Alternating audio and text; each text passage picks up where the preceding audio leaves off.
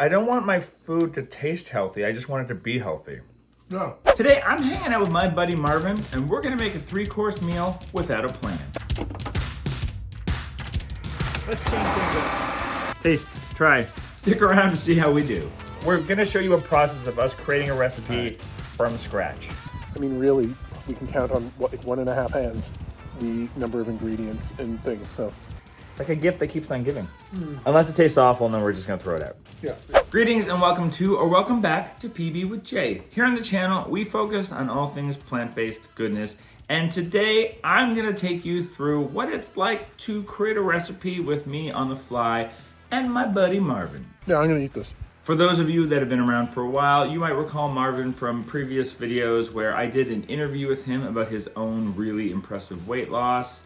Marvin joined me at our farm in the country for the weekend, and we thought because we're both two guys that like to get creative in the kitchen, it would be fun to put our brains together and use only what we had on hand to create a 3-course meal. Appetizer, dinner, dessert. And for the dessert, we made something that Marvin has never made before, and I've never made before the way that we make it. Is that enticing enough for you? But before we get to the cooking magic, I'd like to say hello to some of you who said hello to us in the comments down below. Misty from Sulphur Springs, Texas. Holly from Beaufort, Georgia. Chris from Colorado Springs. Heidi from Hanover, Maine. Cindy from Allentown, Pennsylvania. Stephanie from Dallas, Texas. Sam 1628 from Prince George's County, Maryland. Nina from Nashville, Tennessee. Patty from San Bernardino, California. Julia from South Carolina. Susan from Winfield, Pennsylvania. Beth from Sarasota, Florida. Sylvia from Udine, Italy. And Hazy Summer from Cairo. If you would like a shout out here on the channel, all you have to do is say hello to us in the comments down below. Let us know who you are,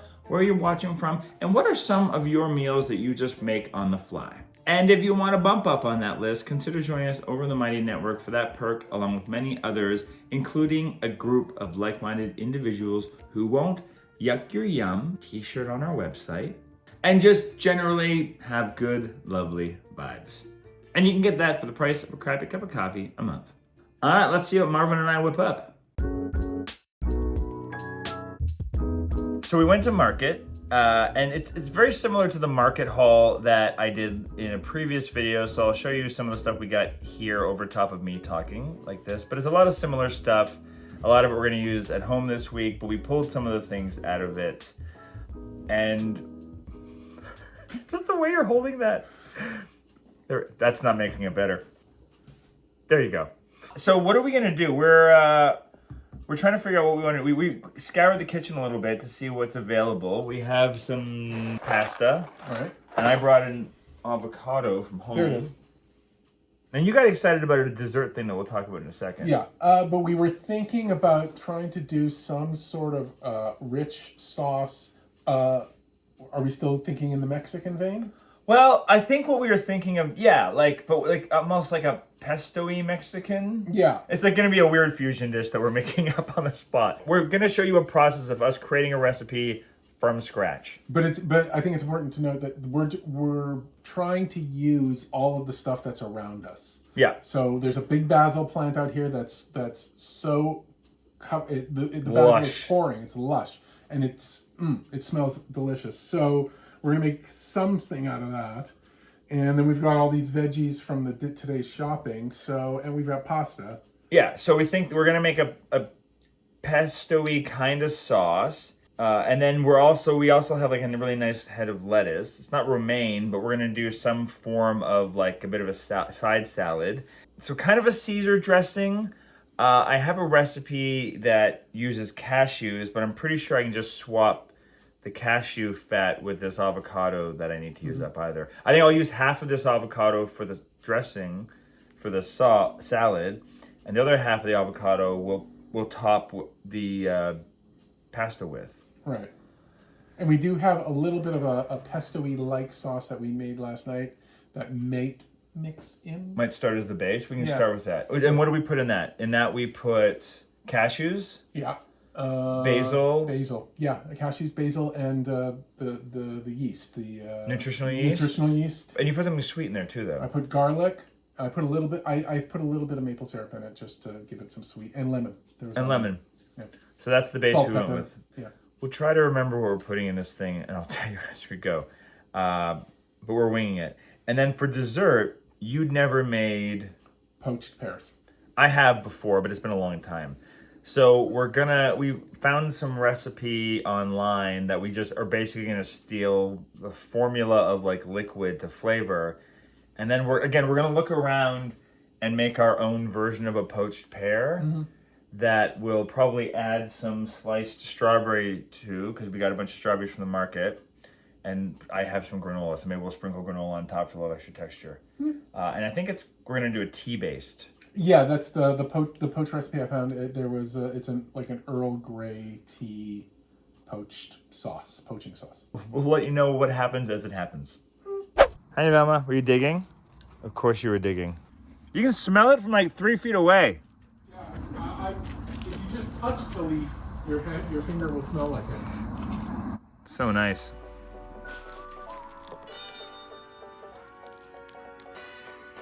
So we decided to actually just use what's left of this sauce we made last night, which we just mentioned what was in it. I'll put it right here on the screen.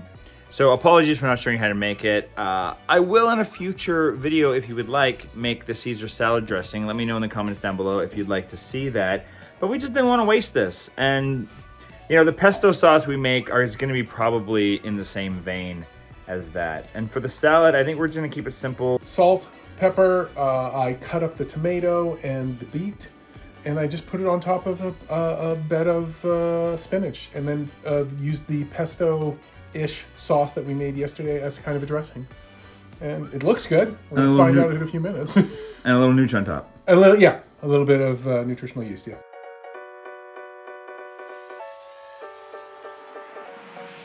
This will go on top of it in my mind. In your belly. In my belly. Yeah, after you eat it, you put that on top inside your belly. Yeah. All right, you already doing the salad first, right? Obviously. Yeah. This was kind of inspired, like we were thinking about, I remember back in the days when I still ate cow cheese. Like I remember having like a salad that had beets, tomato, and like buffalo mozzarella. Yeah. That's nice. Yeah, nice it still is. I mean, I do eat cheese still sometimes, so, and I do drink wine occasionally. That's a really nice simple salad. It's very simple. Like this is the kind of stuff, especially when I'm working out of town on my own. This is kind of all I eat because it's simple. The salad. These kind of salads and this kind of pasta, because it's simple. I mean, really, we can count on like 1.5 hands the number of ingredients and things. So the salad will taste better or worse depending on the quality of the vegetables you're using. When you're using this, because you're not really trying to hide it with too much. No. Like for me, the only other thing I would have here, if it was ideal, would be a fresh baguette. That would be about it. Which we should have got at the market. So between the two of us, you lost 160 pounds. More, and then less because I gained some back. Yeah. So yeah, 160. I lost somewhere between 60 and 70. So we lost together. We lost a person that weighs more than they should. Yeah, we lost an overweight person. Technically, 2 overweight people. Yes, between us. Yeah.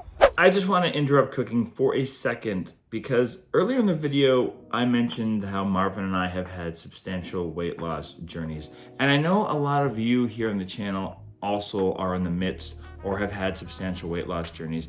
And I know how easy it is to get hung up on certain health numbers and thinking that those are the only way to know if we're on the right track. Which is why I am delighted that today's video is sponsored by the revolutionary new scale, the Body Pod by Hume Health. This scale will help you understand your body in a way that was impossible until now. It helps you to understand not only how your body reacts to food, but to other things like sleep, stress, and other factors to help you make the most informed health decisions. Here's 2 cool facts. 1, it's the world's first portable body analyzer. Normally, these kind of things cost like $20,000 in gyms, or you gotta do something like I've done in the past, is go get a DEXA scan done.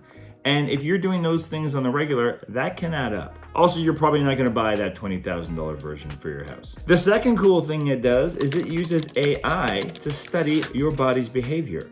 And it connects that with the data it's receiving to provide you personalized feedback. How else are you gonna know what you gotta work on? As a guy who got pretty obsessed with the number on the scale during my weight loss journey, I can tell you that what I love about this scale is that's just one of 40 health markers it uses to tell you where you're at on your journey.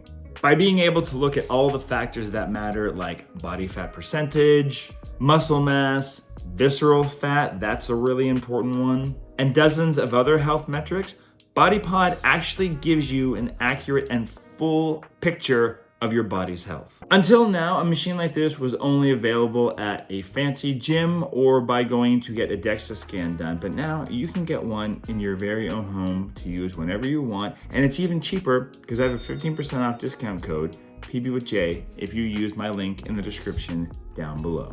And if you want to see this thing in true action, come back next week because I'm going to be redoing the Mary's Mini Potato Cleanse, and I'm going to use the BodyPod to track my progress and how my body shifts and changes over the 10 days that I'm doing it. Gonna give that machine a real workout. And now back to the kitchen. So for the pasta, I made the pea pesto sauce that I've made before on the channel, but I'll post the recipe as well here that you can see us over making it.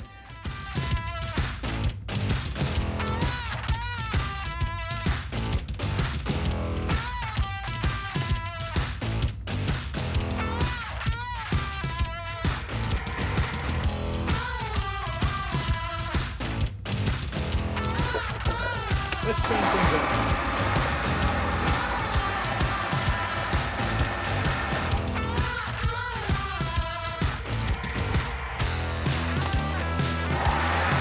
Taste, try. Just finger. It's just us.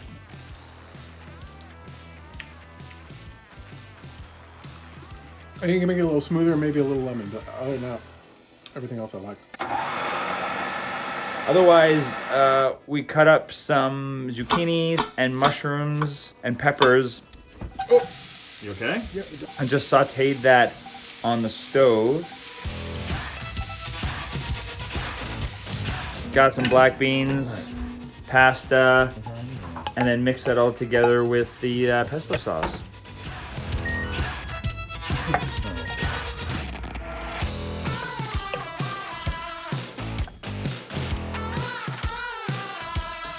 And that's it. Pretty simple meal. All right, I haven't tried the pasta. How's the pasta? It's really good. It tastes, the fresh basil makes everything taste fresh. Yeah, I'm gonna eat this. We're gonna keep eating this. This is good.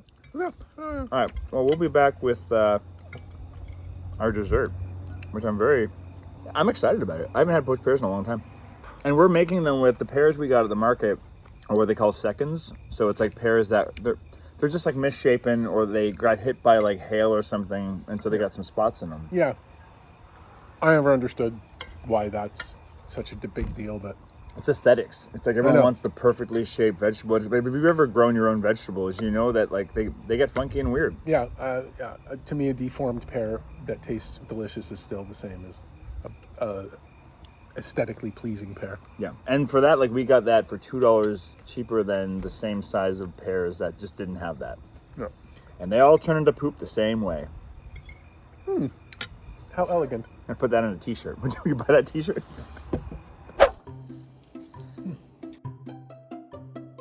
So for the poached pears, we peeled 3 pears, put a little lemon on the outside of them to keep them from browning. And then we split them and cored them. And then we picked 2 bags of tea, steeped them in 2 cups of hot water, and then added all of that to the Instant Pot with 1/3 cup of maple syrup. We set it to the pressure cooker setting for 3 minutes with the keep warm setting off. And we're still waiting to see what happens next.